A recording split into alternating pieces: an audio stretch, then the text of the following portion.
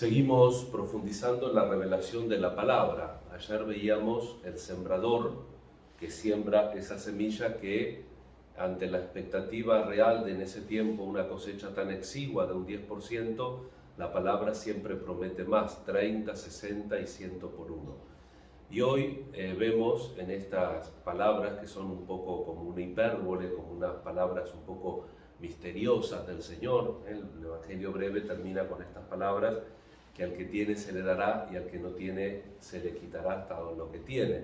En definitiva, estamos hablando de aceptarlo a Jesús, aceptar su palabra. Hay una progresión. Primero aceptamos la palabra, después lo aceptamos a Jesús históricamente en los evangelios, y después aceptamos la fe de la Eucaristía. En Juan se va viendo la graduación del creer.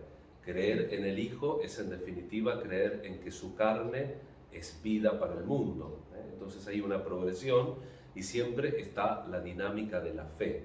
Con esta, ayer no leíamos la lectura de Samuel porque celebramos Timoteo y Tito que tienen lectura propia, pero hoy tenemos una hermosa página de este libro de Samuel con una oración de David. David reza agradeciendo lo que Dios, no lo que él hizo.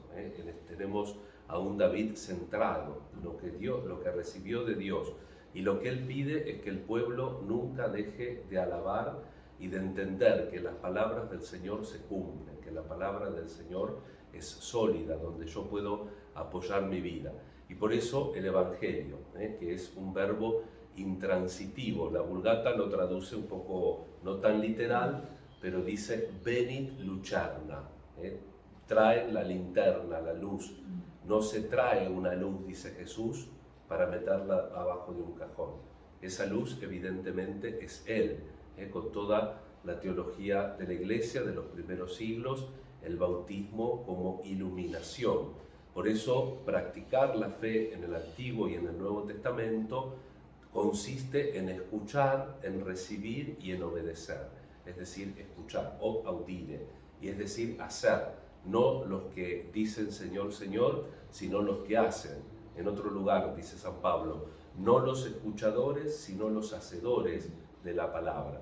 Entonces, esta última frase del Evangelio, que parece un tanto enigmática, al que tiene se le dará de sobra y al que no tiene se le quitará lo que cree tener. ¿Qué se le quita? En realidad no se le quita nada, porque el que escucha pero no acepta, el que escucha pero no cree, el que escucha pero no se deja iluminar y sigue viviendo en tinieblas, no tiene nada. Como dice la coplita famosa que la tenemos en el himno de la liturgia de las horas. Al final de la jornada, el que se salva sabe y el que no sabe nada. En definitiva, la fe es lo que le da sentido y lo que le da la tónica de realidad al mundo presente, que sin fe termina siendo un mundo totalmente frágil, que hoy es y que mañana no es. Vamos a pedir por intercesión de Santa Ángela también ir descubriendo en nuestra vida.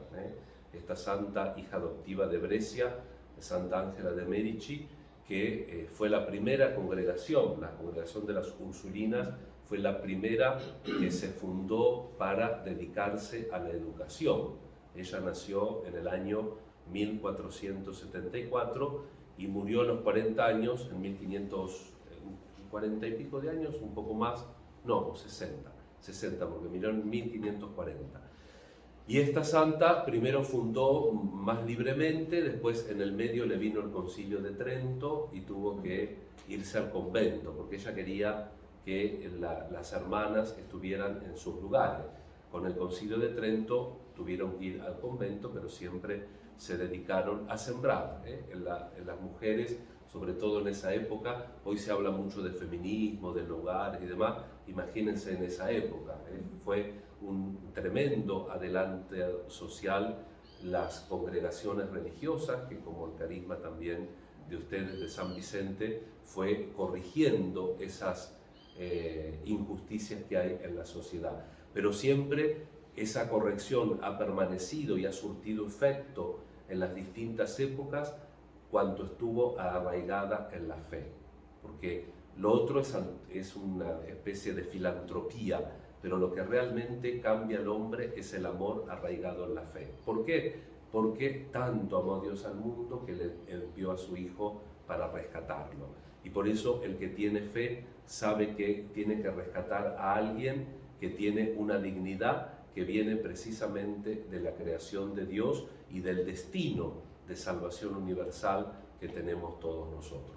Pedimos en este día jueves por las vocaciones y le pedimos al Señor con confianza todas nuestras necesidades e intenciones.